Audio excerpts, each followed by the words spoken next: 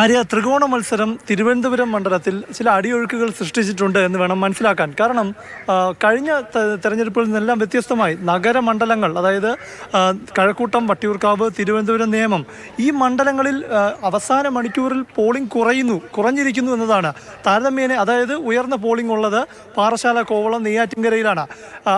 ഇത് ഏത് മുന്നണിയെ ആശങ്കപ്പെടുത്തും എന്നത് തീർച്ചയായും പോളിംഗ് ശതമാനം കുറഞ്ഞാൽ LDF പൊതുവെ അനുകൂലമാണ് എന്നതാണ് മുൻകാലങ്ങളിലെ അനുഭവം. ഉയർന്ന പോളിംഗ് അത് BJPക്കും കോൺഗ്രസിനും ഒരുപോലെ ഗുണം ചെയ്യുന്ന ഒരു ട്രെൻഡാണ് മുൻകാലങ്ങളിലെല്ലാം കണ്ടിട്ടുള്ളത്.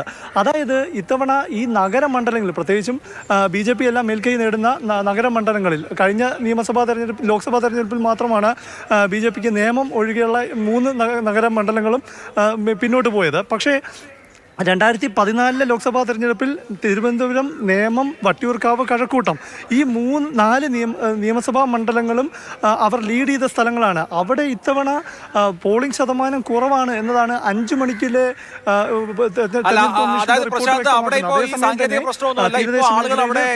അവിടെ ക്യൂ നിൽക്കുന്നില്ല. അതായത് അവിടുത്തെ വോട്ടിംഗ് അതിന്റെ ഏറ്റവും അവസാനത്തിലേക്ക് കടന്നു. എനിക്ക് അറിയേണ്ട ഒറ്റക്കാര്യം, കഴിഞ്ഞ തവണത്തേതിന് സമാനമായി 2019 നമുക്കറിയാം ഒരു ന്യൂനപക്ഷ വോട്ട് കൺസോൾട്ടേഷൻ, അത് മുസ്ലിം ന്യൂനപക്ഷവും ലത്തീൻ തീരദേശ വിഭാഗവും ഒരേപോലെ ഒരു കൺസോൾട്ടേറ്റഡ് ആയിട്ട് വോട്ട് ചെയ്തതാണ് ശശി തരൂരിന് 1 ലക്ഷത്തിനടുത്ത് വോട്ടിന്റെ ഒരു വലിയ മാർജിൻ ഉണ്ടാക്കിയത്. അത് അതേപടി ആവർത്തിക്കുന്നു എന്ന നിരീക്ഷണത്തിലേക്കാണോ മുന്നണികൾ പോകുന്നത്? നമുക്ക് ഈ ഘട്ടത്തിൽ, അതായത് 4 നഗരമണ്ഡലങ്ങളല്ലാതെ ഗ്രാമമണ്ഡലങ്ങൾ പാറശാല, കോവളം, നെയ്യാറ്റിൻകര, ഈ 3 ഗ്രാമമണ്ഡലങ്ങളിലും നല്ല പോളിംഗ് തന്നെയുണ്ട്. അതായത് പാറശാല 5 മണിയുടെ കണക്ക് പ്രകാരം 66% പോളിംഗും, കോവളത്ത് 65% പോളിംഗും, നെയ്യാറ്റിൻകരയിൽ 66% പോളിംഗും ഉണ്ട്. അപ്പോൾ അവിടെ നല്ല പോളിംഗ് ഇനി ആ 1 മണിക്കൂറത്തെ കണക്ക് കൂടി വരാനുണ്ട്. ഞാൻ മനസ്സിലാക്കുന്നത് വിഴിഞ്ഞ മേഖലയിൽ, അതായത് ഈ കോവളം മണ്ഡലത്തിൽപ്പെടുന്ന സ്ഥലങ്ങളിലെല്ലാം തന്നെ നല്ല തിരക്കുണ്ട് എന്നതാണ്. ഇനിയും പോളിംഗ് വൈകും എന്നത് തന്നെയാണ്. ഞാൻ നിൽക്കുന്നത് Saint Antony's higher secondary school വലിയതുറയാണ്. തിരുവനന്തപുരം ലോക്സഭാ മണ്ഡലത്തിൽ തന്നെ തിരുവനന്തപുരം നിയമസഭാ മണ്ഡലത്തിൻ്റെ ഉൾപ്പെടുന്ന സ്ഥലമാണ്. അതായത് ആൻ്റണി രാജു വിജയിച്ച സ്ഥലമാണ്. അവിടെ പോളിംഗ് ശതമാനം കുറവാണ്. അവിടെ 56% പോളിംഗ്.